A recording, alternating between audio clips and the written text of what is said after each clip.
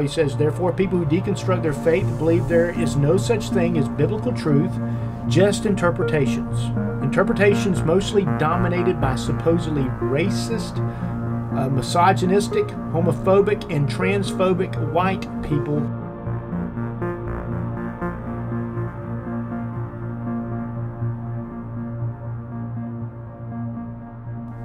Hello, everybody. I want to welcome you to the Uncensored Pilgrims podcast. Today, we're going to talk about deconstructing your faith, and that is an ongoing trend right now. And as we go into that topic, I want to say, first of all, I'm Marty McLain, along with the irrepressible Paul D. Price. Paul D. Price, and the D stands for deconstruction.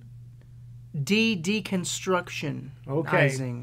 So we're going to go with Paul Deconstruction Price today, and it's interesting how in the last, I don't reckon, maybe 10, 20 years, you have had people come out who are Christians or were raised in a Christian home or have a Christian background, profess faith in Christ, and all of a sudden they start to, what they call deconstruct their faith.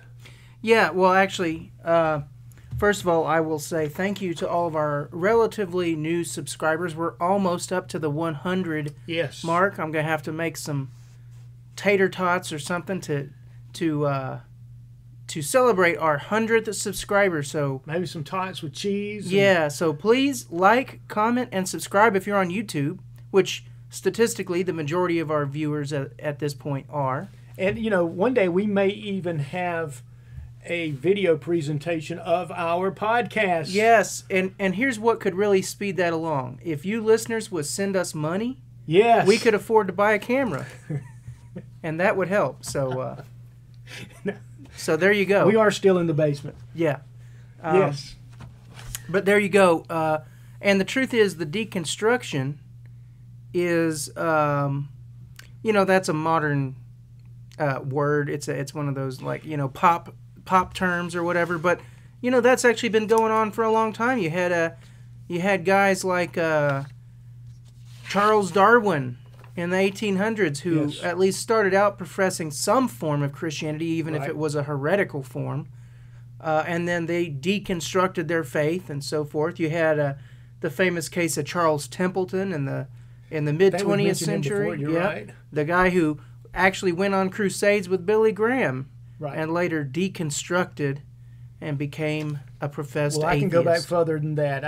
I think I mentioned his name before, Samuel Say. He has some incredible writings. He's originally from Africa. I think he immigrated with his mom to Canada. Now, if I'm not mistaken, lives in the United States. He's a good guy to follow on Twitter. He's got some really good information he comes out with. You mean X? X. You said Twitter. Oh, X, yeah. Twitter is now X. X, okay. So X. Come on, Elon Musk. He's got his own ideas. So. Definitely his own ideas. But Samuel Say, he has an article called "The First People to Deconstruct Their Faith," and in this article he talks about deconstruction. He says deconstruction is essentially just a fancy word for doubt. People who deconstruct their faith are people who doubt their faith. When people say they're deconstructing their faith, they're just using a pretentious phrase to say they're doubting what God says in the Bible. He continues on later in the article. He says, therefore, people who deconstruct their faith believe there is no such thing as biblical truth, just interpretations. Interpretations mostly dominated by supposedly racist, misogynistic, homophobic, and transphobic white people who, according to deconstructionists, preach America or Western Christianity as the only correct interpretation or version of Christianity. He continues on. In the same way, people who deconstruct their faith critique and attack Western Christianity as an oppressive theology designed by Europeans to manipulate people into accepting harmful ideas as biblical truth. This is why deconstructionists tend to call themselves ex-evangelicals instead of ex-Christians. They believe evangelicalism is Western Christianity, not Christianity. Now, I like what he says here. He says, deconstructionists clearly haven't stumbled on a new phenomenon. Satan is the founder of deconstructionism. Adam and Eve became the first people to deconstruct their faith when they became dissatisfied with God's words and believed Satan's lies. That's a good point. I think it's a magnificent point. And, you know, like I say, he's originally from Africa, went to Canada, lives in the United States.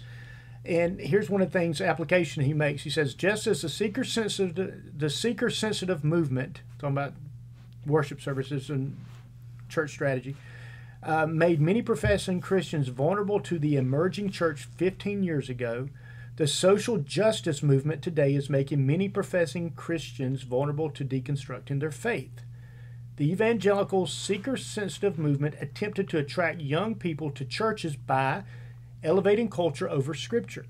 However, elevating culture over Scripture eventually introduced many young Christians to postmodernism and the emerging church. Yeah. And so what he's also adds, some of these people who have, evangelicals who have promoted a postmodern type of approach, they shouldn't be surprised when their listeners respond with deconstructionism. Yeah. So what do you think about that, Paul? What say you? Well, what I say is, you know, the antidote to deconstructionism, in my view, would be good, solid Christian apologetics and good, solid theology, uncompromising theology. I think you're exactly I think when right. when you try to compromise your theology to make it more palatable, you wind up making it palatable to nobody. It's like Jesus when he said, you know, you're lukewarm, so I'm going to spit you out of my mouth. Right. You know, I think people would rather go full force against the culture or go with it all the way. Yeah, but nobody wants to kind of mix and match a little here, a little there. You get driven more by culture, and what happens is that, for instance, the social justice movement, Christianity becomes about, hey, we need to be about social justice, not about we need to seek and save that which was lost. You know, like Jesus said, as the Father sent me, so I send you. Yeah. It's about a message of salvation. Instead, it becomes all about social justice. Yeah. And then so people start kind of peeling away from the truth, and it gets all convoluted, and they start doubting what they believe. And well, here's something I will say specifically to our audience of people who may have grown up in the church. Okay. I think, and some people may disagree with this, but I think if you grow up in the church, you grow up taught to believe the Bible, you have to, at some point in your life, have a deconstruction moment in your life. You have to deconstruct the faith that you accepted just because your parents told you to have it. And make it your own. And make it your own. Yes. And figure out that there is a good reason to believe it. Yes. I think that if you never have that moment, and if you never reach a point where you ask, well, why do I believe what I believe? And is there any good reason to believe it? I mean, if you never come on that moment, then are you really saved? Do you really even think about, you know, do you even think about it? Because if you do, you're going to have to, I think, come to a point in your life where you have to ask the hard questions and see what the answers really are. Yeah, that goes along with an article I got from gotquestions.org. Yeah. They asked the question, what is deconstruction? What does it mean when people say they are deconstructing their faith? I like this opening paragraph. It says, deconstruction is the heading most recently applied to the process of questioning, doubting, and ultimately rejecting aspects of Christian faith. This is an application of deconstructionism, an approach that claims to disassemble beliefs or ideas while assuming their meanings are inherently subjective. Both the trend and its title reflect backlash against the unfortunate habit within some religious circles to downplay deep questions and ignore those who hold them. To openly investigate the nuances of belief, even changing one's convictions, is a biblical concept. In practice, though, deconstruction almost always acts as a polite cover for demolition. Yeah. Modern deconstruction usually means replacing uncomfortable tenets with culturally or personally popular ideas. Well, I remember when I had a deconstruction, it would have been the summer of, let's see, the year 2000, I want to say. Or actually, it might have been 1999 to 2000. It might have been the summer of 99. Could you be more specific? Going into the year 2000. Okay. More specifically, I'm kidding. July, perhaps. It was like 2 o'clock. July in the afternoon, 1999. Sipping on a latte. Yeah. No lattes. You don't do. I couldn't see you doing a latte. No, well, yeah, I drink black coffee. Yeah. Coffee that I have roasted myself That's why over he has so an much open hair fire. on his chest. That's This right. guy's, he's an animal. But anyway, and mine came about as a result of getting on the internet. I think that's probably 98% of how it always comes about these days. Internet. Get on the internet and chat, start going into a chat room or something like that. I think I talked to some atheist on AOL Instant Messenger, if you guys remember that, AIM. You're going old school. Yeah, well, it wasn't old school at that time. It was new school. New school. Yeah, and now old school. And I don't remember, what was said to me, but, it was the typical kind of stuff that internet atheists always say, But I hadn't been exposed to that. I was just a ninth grader, about to be a ninth grader in high school. Yeah. So that hit me and caused me to start questioning, doubting, looking for answers. Yeah. And I did it incessantly. I looked for answers until I found them. Yeah. Were you satisfied with the answers you found? I was. Okay. I mean, obviously so, because I didn't wind up demolishing my faith. I wound up rebuilding it stronger because I found that there are solid answers, and that's, Now you're Paul D. Price, now I'm defender Paul D. Price. of faith. Yes. Yeah. I leveled up into a... You did go up a few levels. You powered up. I powered up. I got an item that increased my defense and my offense. Definitely the offense. Yes. But actually, the book, I'm holding it here in my hand right now. This was the first... I think my grandmother gave me this book, if I remember right, and I think I do. The Illustrated Origins Answer book by Paul S. Taylor, published in 1995. Okay. And it's got a picture of a guy with half a monkey face and half a man face. Yeah, and I think I've seen him. I don't think that's actually how it's supposed to have happened. Okay. But yeah, very interesting little book that's got pretty illustrations, but lots of quotes and references, and it was just the first step on a long path of looking into origins and creation apologetics, and I encourage that. But it seems that a lot of young people today aren't going in that path. Yeah, they're just basically... There's too much other information out there. Yeah, now. There's so much other information, and they're just swallowing up whatever they're told.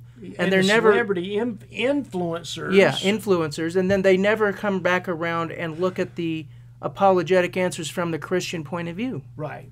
That's the problem. And if we in the church would do a better job of providing that information to our young people, I don't think we'd be in this position right now. Right. So it's not as if we can point the finger to anybody else. We as the church in America have let down our young people by not embracing this type of stuff.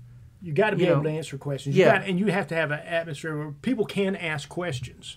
Yeah. And it's not like, oh, don't ever ask that. I remember when I was a boy, I'd say, well, how did it all start? Where did God come from? You shouldn't ask that question. Yeah. So I just automatically, I was just type of little child. I just want to ask it. Okay. Yeah. Hey, what we having for dinner? Yeah. I mean, people are different. But here's an article by Josh Butler called 4 Causes of Deconstruction. Just kind of give them reasons why people deconstruct their faith. He gives church hurt, poor teaching, and he alludes to the creation. Now, church hurt, is that where you're trying to get out of the pew and you stumble and you skin your knee in church? No, but one time when I grew up, we went to First Baptist Vidae, and outside, it's one of these old Southern churches, and it had probably 20 stairs going up to the sanctuary level. I mean, it's just big stairs on the outside facing the road. I remember one time after Sunday school, between Sunday school and church, we were coming down those stairs. I just started coming down those stairs, and I tripped, and I went to grab my friend. I won't mention his name, but I know who he is, and he probably remembers who he is too. Yeah. He did his shoulder away from me, so I couldn't grab him. I went headfirst all down those stairs. Oh, man. It's in front of everybody, so you're hurting. I mean, they're concrete stairs. You're going about 20 of them, face first. That's just terrible. Hit the sidewalk. I get up as quick as I can, going, but I didn't want to let everybody know I was hurt. I just walked around like nothing happened. I didn't fall down the stairs. What you talking about, But that was church hurt. That was some serious church hurt. But what he's talking about here, he says, many who deconstruct have been wounded by abusive or manipulative church leaders or generally unhealthy church cultures. And he gives some people like Ravi Zacharias, Carl Lentz, and others who have really disappointed people. And he says church hurt is real, but deconstruction is a false cure. All right. He also gives, like I said, poor teaching. It alludes to Genesis 1. I reckon he's talking about creationism. We'll talk about that in a few minutes. So he's blaming the... Which way is he going on it? Well, some of these... Is he blaming the creationism? Yeah, young Earth. They're saying, well, people don't have a grid to work through science because they are taught that, there's 6 days of creation and, young Earth, but yet they can't reconcile that with science. And so he's saying they shouldn't teach young Earth. Basically, yeah, that's too bad. I would think that's what this guy is saying. Yeah, because I've read several places where these people are saying that, the whole aspect of young Earth really messes with people. Yeah. Also, those people need to watch my presentation entitled "The Malcolm Effect." Yeah, just uploaded it last week. You're exactly right. And he says some of them deconstruct because of their desire to sin. He says, quote, some deconstruct out of a desire to justify their sin. Many friends in ministry have suddenly had, quote, big questions about God, unquote, then proceed to quickly deconstruct their faith. And he makes a quote, he says, what the heart wants, the mind justifies. Indeed. And I've seen that before, and we'll talk about Joshua Harrison a little bit, and some others. Also, some want street cred. It's the desire to be liked, the desire to fit in with culture. And so that is kind of, if you want to say, some of the reasons that he gives. The Bible does teach bad company corrupts good morals. Yes, it does. And that couldn't be more true. So. And here's another one that says, this is from a liberal Patheos writer. Unsurprisingly, quote, unsurprisingly, the real issues driving this season of widespread deconstruction have everything to do with the church's relationship to power over other people's bodies. The top 10 issues I hear are talking about politics, about evangelicals, 80% sided with Donald Trump. I reckon Trump's responsible for everything. So yeah, bad. We can even blame Trump for causing people to leave Christianity, huh? I think people need to see where Trump was when JFK got shot. He might, yeah. I think that's we need to check that grassy knoll out. Yeah. Sexuality. They think that the church's stance on LGBTQ issues is causing some to commit suicide and rethink our stance. Patriarchy. I always got to throw patriarchy in there. Yeah. Racism, climate change, culture wars, injury and trauma, character, relationships, and truth. So I think I get what they're saying here. Basically, if the church would just adopt all of the same positions that are held by the culture, people wouldn't deconstruct. Then people wouldn't deconstruct. Yeah. Interesting. Yeah, it's kind of weird how that works. Yeah. Which, that's, I mean, now what would they be? What would there be left to deconstruct at that point?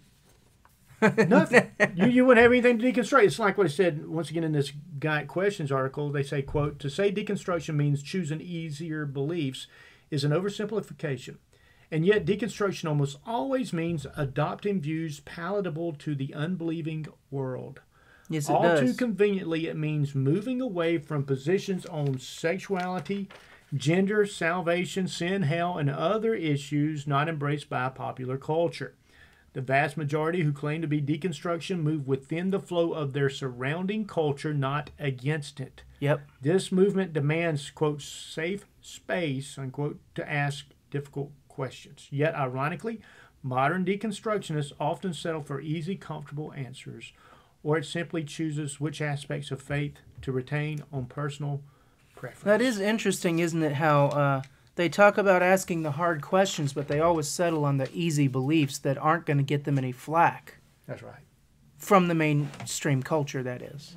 That's right. Yeah. And here's something that, as far as the connection of a postmodern mindset with deconstruction, something I wrote several years ago when I was doing writing my project and ministry report back in, it's been over 20 years ago. 2002. Yeah, back when I did my project and ministry report on That's pretty impressive. That's big. Yeah, it's just big pages. It's all big print, big Oh, font. Maybe I might have drawn a few pictures in there.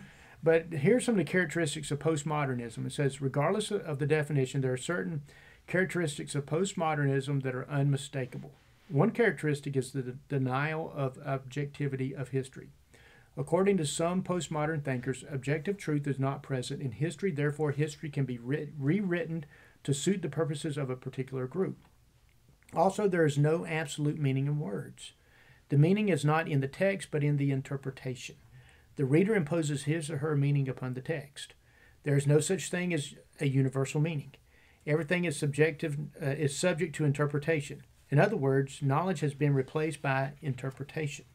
The language is reconstructed, meaning the meaning is taken out of words and the power is given to the reader.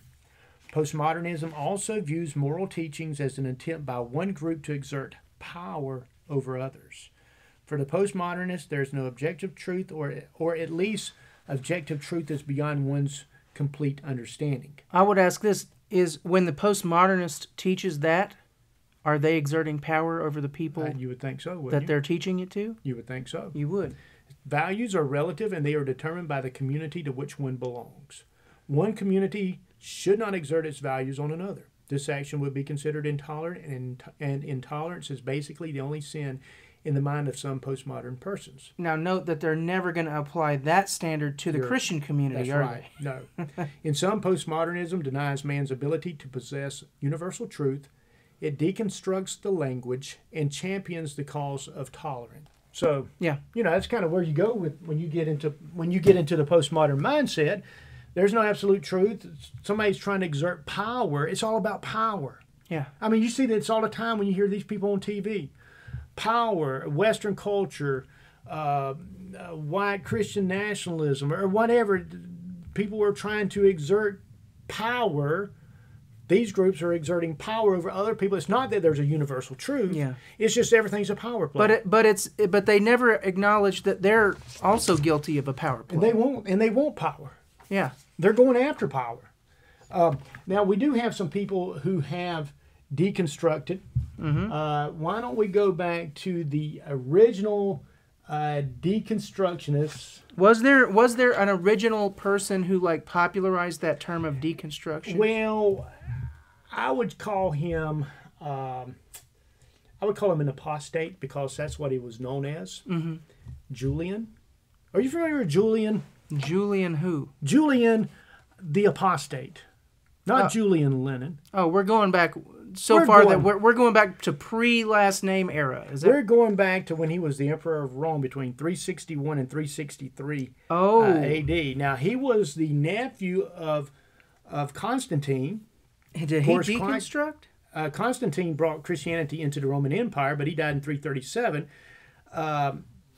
This guy, Julian, it says he was a nephew of Constantine. He was brought up as a Christian. I'm quoting from this article. He would have had a sterling Christian education. He was taught by bishops and leading theologians.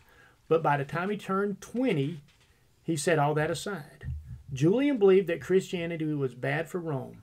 He believed that Christianity would lead to the ruin of the empire, and he was determined to throw off Christianity and return Rome to its prior glory, which meant returning it to its prior traditions, returning it to its prior philosophy, and to its prior paganism and the rituals and the temple. Mm-hmm. Now, he went so far as, because he wanted to disprove the words about Jesus concerning the temple, he tried to build the third temple in Jerusalem. Do you know that? How would that disprove Jesus' words? Well, he said, not one stone be left upon another. He wanted to reestablish Judaism in Jerusalem and rebuild the temple. It's kind of, disproving things that Jesus said. Interesting. It says that I haven't actually studied this guy, so this is interesting. So he went to Antioch, and that's kind of where he sets up his shop, and he's just very anti-Christian. And of course, Antioch is where believers were first called Christians, which is kind of interesting. So he enlists. It says Alypius of Antioch They set off to rebuild the temple, and this is what a Roman historian Marcellinus says about when they tried to rebuild the temple in Jerusalem. He says, although this Arrhenius pushed the work on with vigor, aided by the governor of the province, terrifying balls of flame kept bursting forth near the foundation of the temple and made the place inaccessible to the workmen. Some of the workmen were burned to death, and since in this way the element persistently repelled them, the enterprise was halted. So here's a Roman historian saying, well, they tried to rebuild the temple in Jerusalem, and balls of fire came out of the ground. I'm going to have to read about this. This is interesting. That's crazy. This is the first I'd heard about it. It was confirmed by a Christian source as well. I have never heard this before. I think Jerry Lee Lewis heard about it. Huh. Goodness gracious, great balls of fire. All right. Oh, my. I always try to have something. You got to have the dad joke in there at some point. But that was more like a granddad joke, man. That's kind of... That was weak, but sometimes you have to have write the book ones. on it, man. Yeah, you need to publish. Now, a term that some of the deconstructionists are going by nowadays is ex-evangelical. Yeah. Instead of evangelical. Ex-evangelical. It was coined by a podcast host named Blake Chastain, and it refers to former evangelicals who are often harshly critical of the church on social media platforms. So, it's like these people deconstruct and they want to talk about it. Wait, now, did you say that word was coined by a podcast host? Yeah. That's what it says. So I didn't know that was something we could, I didn't know that was something that podcast hosts could do. Well, you almost did last week or a couple of weeks ago when you said that 20-letter word. Let me try to think. Phenomenological. Phenomenological. Yeah, but I didn't coin that one. Well, if you told me you did, I would have believed you. Well, okay, but we're gonna coin a word here. We got to do it. I mean, that's what podcasting is all about. It is. See, here's what happens. Because of social media, people used to not know about, never would have known about.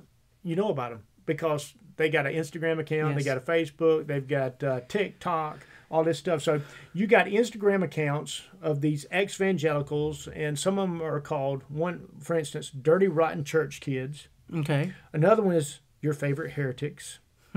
They have podcasts. One's called Almost Heretical. Almost heretical. Another one's called ex-evangelical. Mm-hmm. And another one, Straight White American Jesus. Okay. And Google searches that are popular are, quote, religious trauma and, quote, ex-evangelical. Okay. So it's I don't want to say very researched. It is a topic that people are looking at on the internet. And we have some people who are... have made it popular. I remember Gungor. Do you remember them as a group? You know what? I've never heard of them except for when you told me about them. I've never heard of that group, Gungor. Yeah. No, I've never heard of them. Yeah, they had a song, maybe 2010 or so. It's called Beautiful Things. One of the lines in it says, "You make beautiful things out of the dust." I mean, I used to like the song. It's a very, very good song. But Gungor came out originally. Michael Gungor, he's married to Lisa, and they went to Bible college. They married. Kind of did the good Christian thing all through life, and things just didn't start. Things didn't go the way they wanted them to. And I think they couldn't have a child. It seems like I read. And she talked about how she had this transactional relationship with God, where if she did this, then God would do that. Yeah. And that's kind of when it didn't happen like that. Yeah. Kind of started messing with him. Yeah. And here's some of the quotes that his wife Lisa makes. She said, "Quote: In order to be of the tribe, you have to conform to it, and if you have doubts, you are a dangerous person." Mm-hmm. So they started having doubts. It pertained, first of all, to creation. Mm-hmm. And I'll read some of these other quotes that he gives. That's always one of the first ones to come out, isn't it? Creation. It seems like it. Creation, and then there's sexuality. And then sexuality. And that's the order that Romans 1 puts it in. It does put it in there. Isn't it crazy how that works? Yeah. Almost like God knows human nature. Yeah. Here's what she says, quote: "As I look back, we were just two kids trying so hard to get it right. And we did things the right way. No drinking, no sex, no kissing until we were married. We had this transactional view of God. She says, we couldn't get pregnant, and people were like, just pray and believe, and just say it, and it will come to pass. So, you know, and so you can see they were disillusioned, and my heart breaks for this couple, because she's like, you know, they did everything right, and they wanted to know, well, why can't we have a child? Yeah. You know, but they did have a child, and I think their second one was born with some issues, from what I understand. She continued on. She said, the more we toured the world and heard other people's stories, the more we doubted what we had been given. We took a trip through Europe and visited the concentration camps. We toured the crematoriums, and it was real hard to come back to America and pray for something.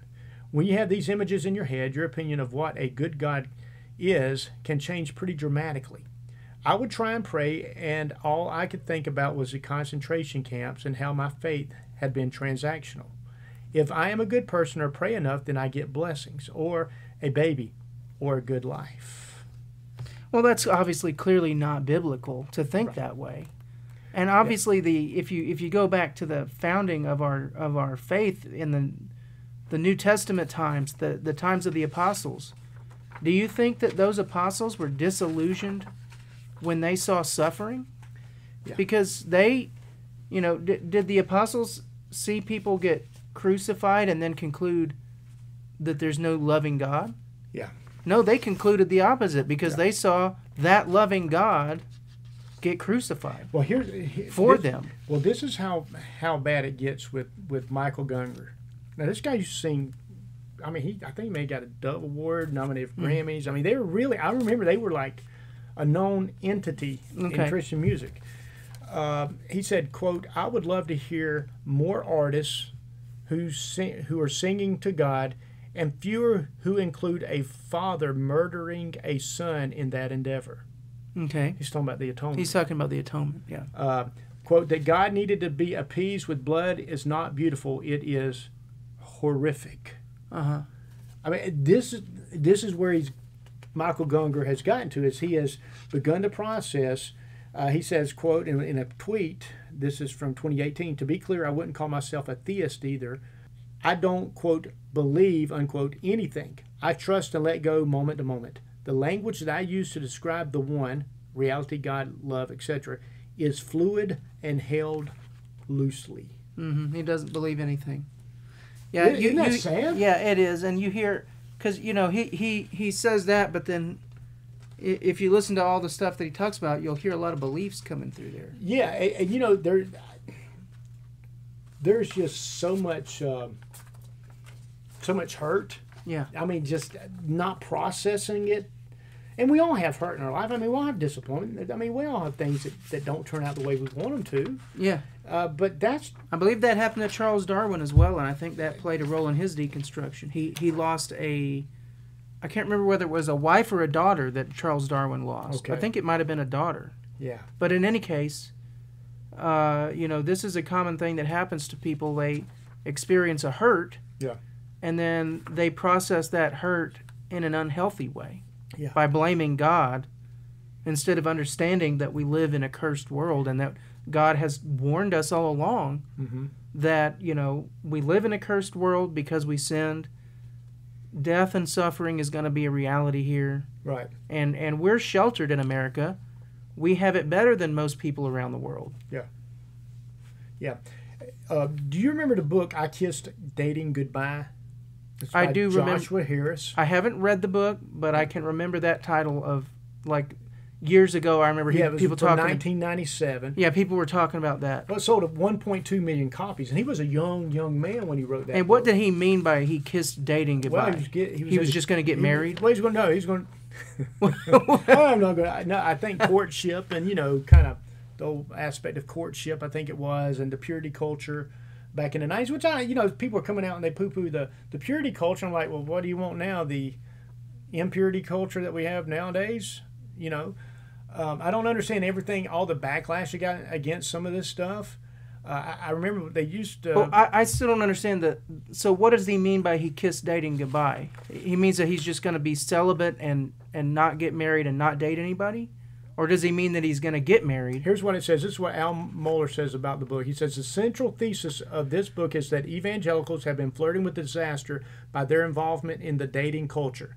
Harris spoke of his own experience and prescriptively began to outline a shift from dating to a model of courtship. This represented a significant evangelical cultural pushback to the 1990s, to the sexual licentiousness of the culture in general, and the fact that a very loose dating culture had indeed brought a great deal of sin and grief to so many young people. Yeah. Harris effectively called for an end to the entire system of dating among adolescent and young adults. Instead, he pointed to a more ecclesial and family-based model of courtship.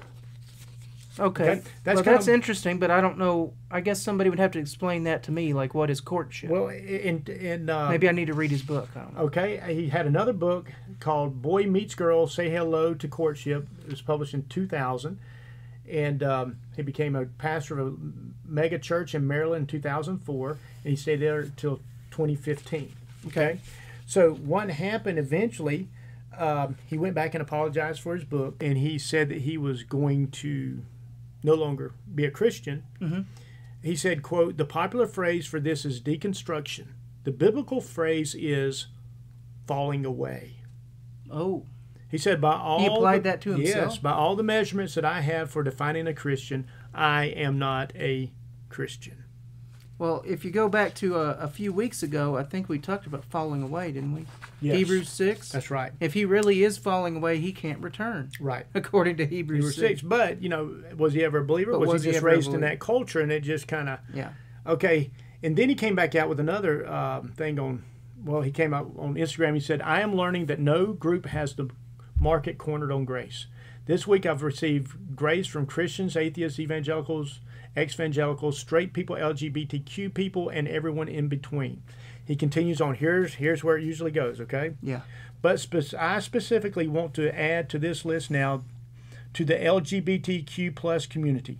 I want to say that I am sorry for the views that I taught in my books and as a pastor regarding your sexuality. I regret standing against marriage equality, for not affirming you and your place in the church, and for any ways that my writing and speaking contributed to a culture of exclusion and bigotry.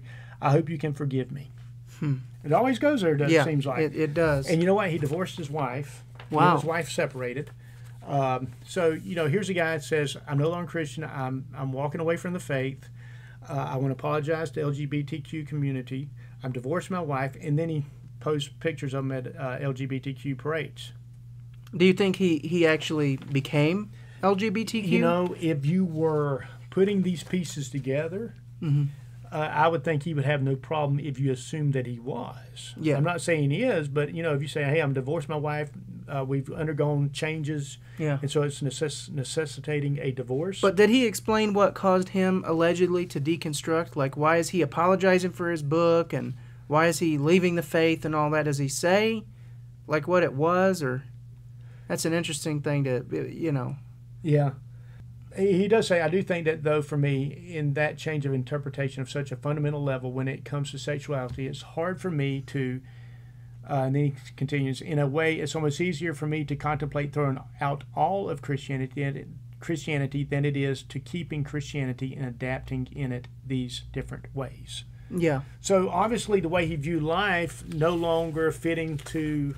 Christian theology, and at least he was honest enough to say, I can't continue to purport to be a Christian and try to change what Christianity is all about. I just have to say I'm no longer a Christian. Well, that's good. Like, that is a way better thing than what a lot of liberal Christians do, where they pretend to believe the Bible, but then they try to jam their anti-Christian, anti-biblical views in there and pretend that it's okay. Well, now, I will say this about him. Now, I don't want to sing all, he's still, somebody that's apostate. Yeah. And he did try to sell a deconstruction starter pack for $275. Oh, that's expensive. So it's, just helping throw away your salvation for $270. Not 30 pieces of silver, but $275. And but he caught a lot of flack for it, and he took it off the market and reimbursed people who bought it. I mean, but what a crummy idea. How much is 30 pieces of silver now? Tell me. 30 pieces of silver, 10, $2,700. I don't know. I think it's about $20 an ounce. So Yep. a 1 ounce silver coin, $20, 3 times 2, 6. So now I've made lots of math mistakes in the past. Yes, on this, you have on this podcast. You so know, I'm Paul, not even going it to try to just, do it. It just stunned me when you made such simple math. Yeah. It was like, is Paul really getting this wrong? Yeah. And you know what? You were. Yeah. But sometimes I think you were already thinking about the next thing. But I was, yeah. You know, another reason why they say some people deconstruct is not only about, okay, young earth creationism, also eschatology. Is Jesus really coming back? Thus and such, thus and such. You know, they kind of, and also when it comes to sexual ethics, you know, they start giving into stuff. And, you know, another, unfortunately, and this one's another one that breaks your heart. John Piper's son, Abraham Piper. Okay. He is a big time ex-evangelical. Really? Yes. Okay. And I mean, he's just kind of salty about it, man. He makes all these TikTok videos. He says, quote, anyhow, these lessons took place between teaching us how to defend young earth creationism and protect ourselves from secular humanism, which, in case you didn't know, is the root cause of every single atrocity that took place in the 20th century. If you went to my high school. He said, is one of my themes attacking Christianity? No. I don't attack Christianity. I berate evangelicalism, fundamentalism. It's a destructive, narrow-minded worldview.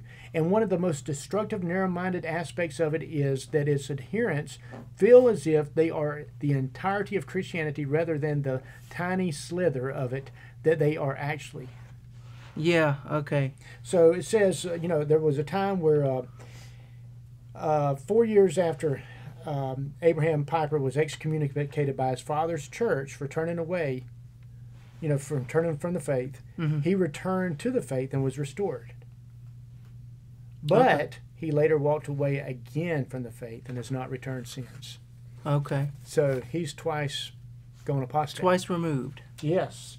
And, you know, being John, that's just that. I mean, that's heartbreaking, man. Yeah, I would. Yeah. I mean, I could not imagine the hurt that a father would feel with a son that does that, and he not only walks away, but he is actively and aggressively against it. Yeah, and that's one of the lies that keeps getting put out is that somehow evangelicalism is just this like wrong fringe interpretation of the Bible.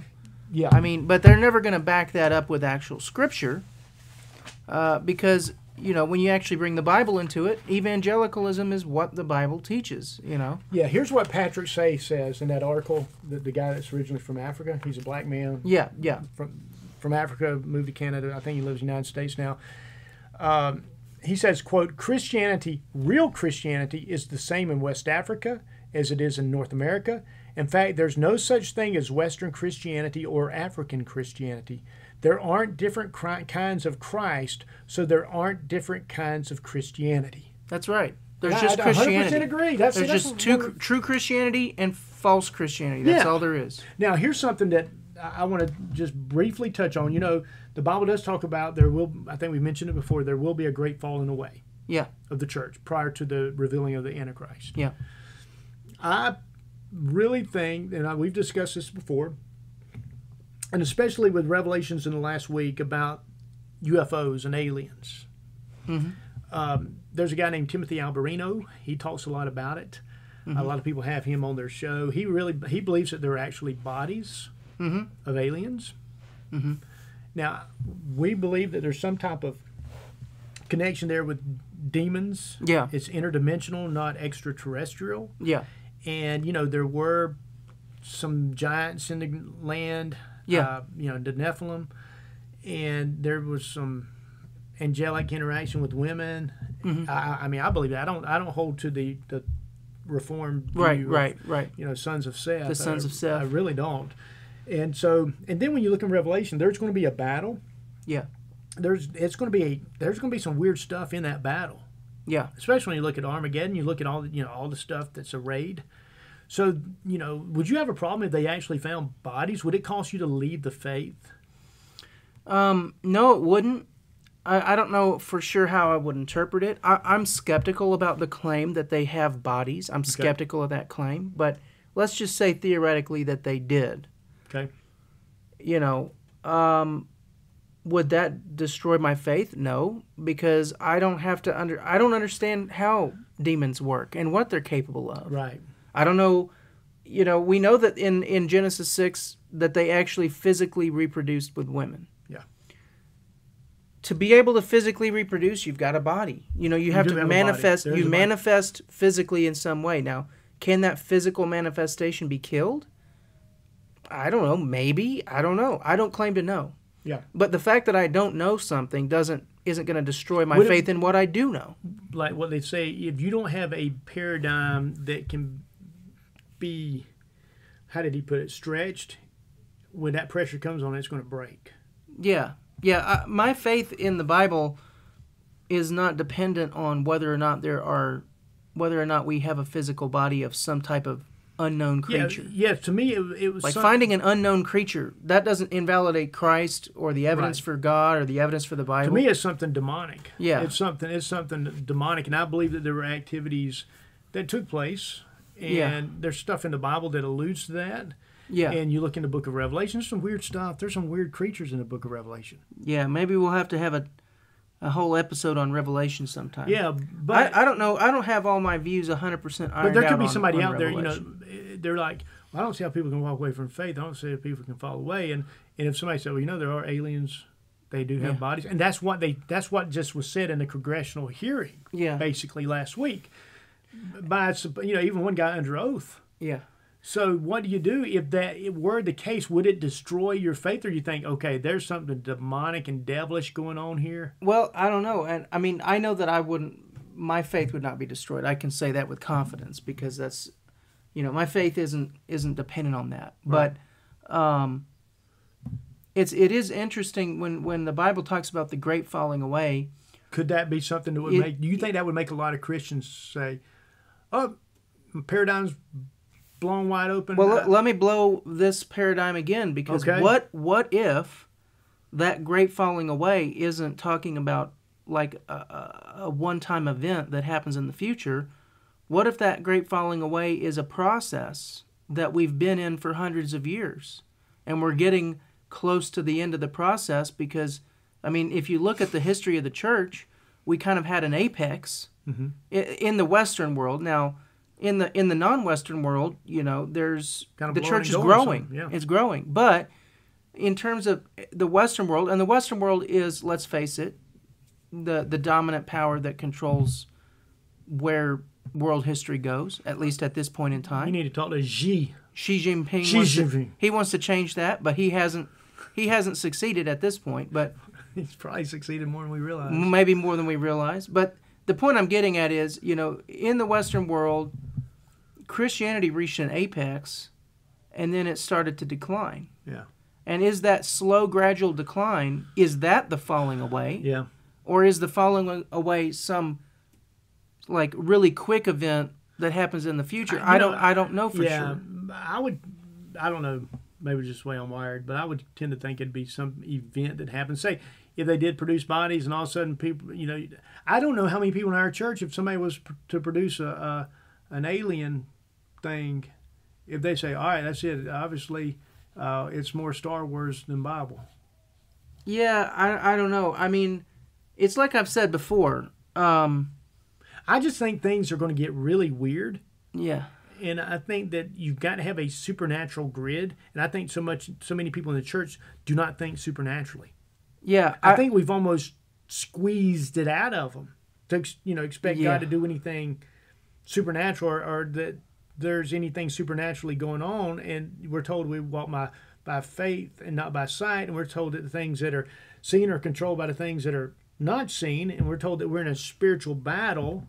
Yeah. And so there's all kinds of spiritual stuff going on, but yet we really don't equip people to have a supernatural mindset.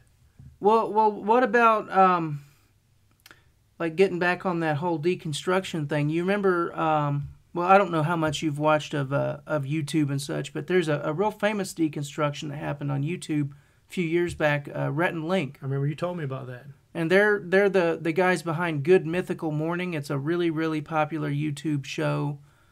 And, you know, their story is a sad story because they grew up in, I believe it was North Carolina, grew up to Christian homes, Christian households, and they originally became known as a Christian group, kind of like the Gungor thing. Right. You know, they were like making kids songs for Christian kids songs and stuff together as a singing group, guitar playing singing group.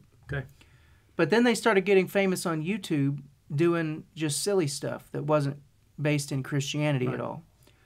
And, you know, some of their stuff is really funny, and I've liked a lot of their stuff, but then they got so famous and so well off that they moved out of the Bible Belt, out of North Carolina. They moved to, you can probably guess where. L.A. L.A. That's exactly right. They moved to L.A. And it wasn't long after like that. The Clampetts. The Clampetts, what's that? You know, Jed Clampett. He moved from Tennessee, man. To Is that the Beverly Hillbillies? Baby. That's what they did. Yeah. They were Beverly Hillbillies. They moved out of North Carolina, went over to L.A., and it wasn't long after that they started talking about how they have gay friends. Yeah. And they can't be harsh to their gay friends, and that they have to deconstruct and leave the faith because their gay friends just mean too much to them. So this was another deconstruction because of the LGBT. Exactly. Oh, imagine, really? Yeah. Yeah. Wow, imagine that. Yeah. Not surprising at all, is it? Oh, didn't see that one coming. Or did I? Yeah. But, you know, I would interpret it to mean that their Christianity was cultural. It was cultural. It was superficial, Yeah. wasn't rooted. Yeah. And when it came to be tested and they put themselves in bad company, Yeah. they chose to leave the faith rather than go against the grain. Yeah, I think that there, you know, those are instances where, say, like we say, young Earth creationism, science, LGBTQ, church hurt, you know, some of these other things that happen where people leave the faith for various reasons. You know, that just happens along and along and along. I mean, what we're seeing it maybe more and more now because there's celebrities that's happening to. Yeah. But I think if there's an event that happens, like we say, I'm not saying that there's bodies. I don't know for certain there's alien bodies or anything like that. I'm just saying you're having legitimate people saying that. Well, I think, yeah. And so what I'm just saying is that if Christians aren't prepared to at least have somebody say that, and they may be lying, but maybe it may come across as actual, you know, reality. It may come across as being true, but it may not be true. But everybody may be deceived thinking it's true. Mm-hmm. And if you're deceived thinking it's true, and you don't have a way to work that into your paradigm, then you leave the paradigm. Well, I personally, I have said this before. I don't believe in physical extraterrestrials. I think it's interdimensional beings. Right, interdimensional, but even with the angels being interdimensional, right? Yeah, well, they had with the fallen angels having. Yeah, and what I mean to say when I say physical, I should clarify because I do believe that interdimensional beings can take physical form, and maybe they can even be killed. In which case, maybe that's possible that we could find that body. I don't know, but I will also say, you know, I don't believe in when I say physical I mean like just natural extraterrestrials. Mm-hmm. Maybe that's the best way to put it. All natural, no supernatural. All natural. All natural. Like GMO? Yeah, I don't believe that they exist because I don't see non-GMO. I don't see evidence for them. No, I don't see evidence for them in the Bible. Yeah. And I don't see evidence for them in my observation either, from science or whatever. But I do think sometimes we go a little too far as Christians if we go beyond what is written. The Bible says, be very careful not to go beyond what is written. And to be totally clear about it, the Bible doesn't address. It nowhere addresses the question of, is there any life, any biological life outside of our planet? It doesn't talk about it. It does not. It's not. That's not the purpose of the Bible. But we know there are angels and demons. And we do know that. Heavenly beings, there's more than just angels and demons. So, I mean, and some people, including my former boss, Gary Bates, they take a very strong position that somehow the existence of a physical natural extraterrestrial being is somehow not possible to go with the Bible. I don't take that view because I think that's an argument from silence that goes a little too far. Again, I don't believe in those ideas. So what was his view on the Nephilim?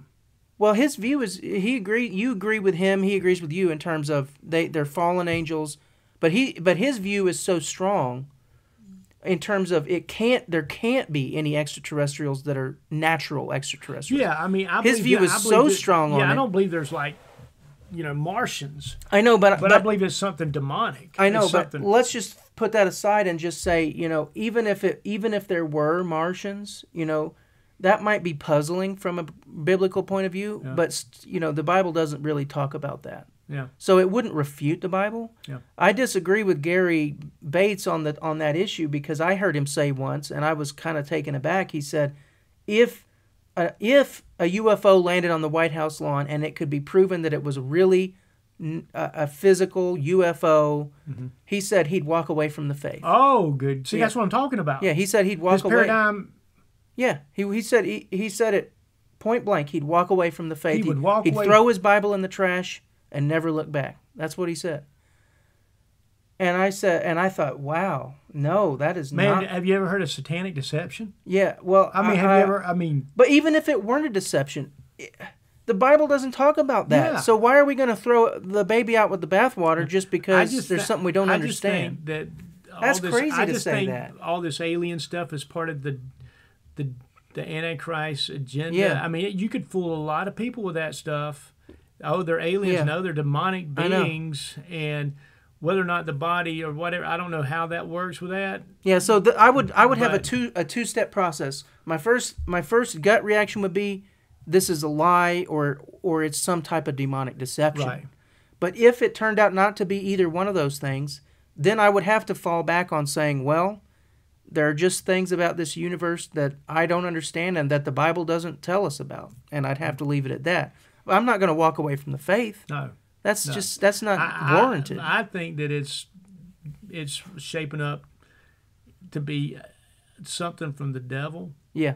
And I think that there's some. I mean, is the devil not capable of making a physical object? There is some coming. I think he is. Great delusion that the Bible talks about. There is a great delusion that will happen, and there is a great falling away. But we're already under. See, this is where I'm just not totally sure. Is that great delusion a future thing, or are we in it? Are we living in it? I think we're getting ready. You talk to people on the internet, and they're deluded. Let me tell you. Yeah, I understand that, but they're I think very there's deluded. Something that it's going to take people standing strong and firm in their faith, saying, "Okay, no, they said there's going to be a great delusion. Yeah, there's going to be a great falling away. I ain't going to be part of that. Yeah. I still have faith. I still believe, and it's just going to be something out of the ordinary." Yeah. I think the Antichrist. Well, now the Bible does very clearly say he's going to work signs and wonders that are out of the ordinary. Yes. There's no doubt about that. There's going to be stuff that's going to blow people's minds. And that's something that kind of refutes the preterists on this. Yeah. The preterists that say everything was fulfilled in 70 A.D. Yeah. The Antichrist was either Nero or Titus. Yeah. And Titus is the general that went in and destroyed the temple. Vespasian, I mean. That's one we couldn't think about that day. So, saying that was the Antichrist? Yeah. Well, no, because what were all these miraculous signs and wonders that Vespasian did or Titus did? Right. I'm not aware of them. Yeah. So there's going to be something there's going to be lying signs and wonders. Yeah. There's going to be some type of big delusion, and people just need to you need to have a paradigm that says I don't care what comes out of whatever they say. Yeah. My faith is intact, and I have faith to the end, and I'm going to persevere, and I believe Jesus Christ is King and Lord of Lords, and He's my Lord and Savior, and I believe, because there will be I believe that people are being set up, for a big delusion, and Christians have to be able to have some way of working that into their faith. Agreed. Or else, like I can't believe the guy said he'd walk away. I couldn't believe it either.